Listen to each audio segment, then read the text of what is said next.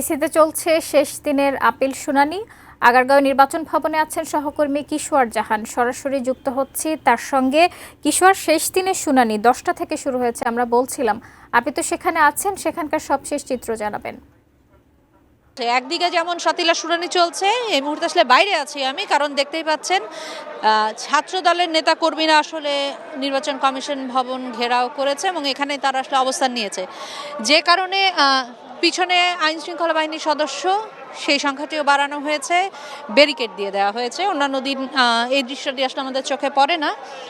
আজকে নিরাপত্তার খাতিরে নিরাপত্তা যেমন বাড়ানো হয়েছে, আইন শৃঙ্খলা রক্ষাকারী বাহিনীর সদস্য যেমন বাড়ানো হয়েছে, একই সঙ্গে আসলে ব্যারিকেডও দেওয়া হয়েছে।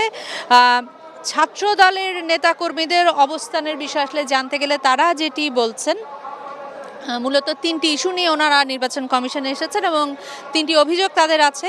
তার মধ্যে একটি আছে পোস্টাল ব্যালট সংক্রান্ত। এই বিষয়ে নির্বাচন কমিশন পক্ষপাতদুষ্ট এবং প্রশ্নবিদ্ধ সিদ্ধান্ত নিয়েছে, এরকম একটি অভিযোগ তারা আমাদের কাছে করছেন। একই সঙ্গে একটি বিশেষ রাজনৈতিক গোষ্ঠীর চাপের মুখে দায়িত্বশীল যৌক্তিক সিদ্ধান্তের পরিবর্তে নানা হঠকারী সিদ্ধান্ত এবং অদূরদর্শী সিদ্ধান্ত নির্বাচন কমিশন নিচ্ছে, সেই অভিযোগটিও কিন্তু তাদের পক্ষ থেকে করা হয়েছে। তাদের দলের নেতাকর্মীরা সেরকম অভিযোগটি আমাদেরকে করছিলেন এবং বিশেষ রাজনৈতিক দলের প্রত্যক্ষ প্রভাবের কথাটি আসলে আসছে বারবার, কারণ তারা আসলে শাহজালাল বিজ্ঞান ও প্রযুক্তি বিশ্ববিদ্যালয় রেখেছেন।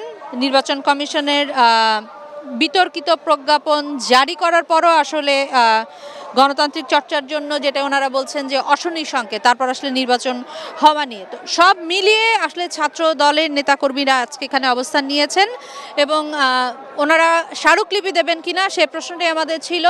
স্মারকলিপি ওনারা দেবার জন্য বেশ কয়েকজন প্রবেশ করতে চাইলে আসলে নিরাপত্তা কর্মীরা তাদের বাধা দেন এবং তারপরে ওনারা এখানে অবস্থান নিয়েছেন। আর ভেতরে শুনানির কথা যদি বলতে হয়, সেক্ষেত্রে আসলে আজকে শুনানির শেষ দিন সাতিল, আপনি জানেন, এবং যেহেতু শুনানির শেষ দিন, আজকে আসলে 645টি টোটাল সব মিলিয়ে 645টি আসলে শুনানি, আপিল শুনানি পড়েছিল। আজকে সেই 645 শেষ হবে এবং এখনও আসলে চলছে নির্বাচন কমিশন ভবনে। সকাল 10টা থেকে শুরু হয়েছে, বিকেল 5টা পর্যন্ত চলবে এবং এরপরে আসলে কমিশন থেকে সর্বশেষ তথ্য যেটি, কতজন হলো, কতজনের বাতিল হলো, তার সর্বশেষ সংখ্যাটি আমরা পাবো সাতিলা। তো সাতিলা, এখন পর্যন্ত কমিশন ভবন থেকে এই ছিল আমার কাছে।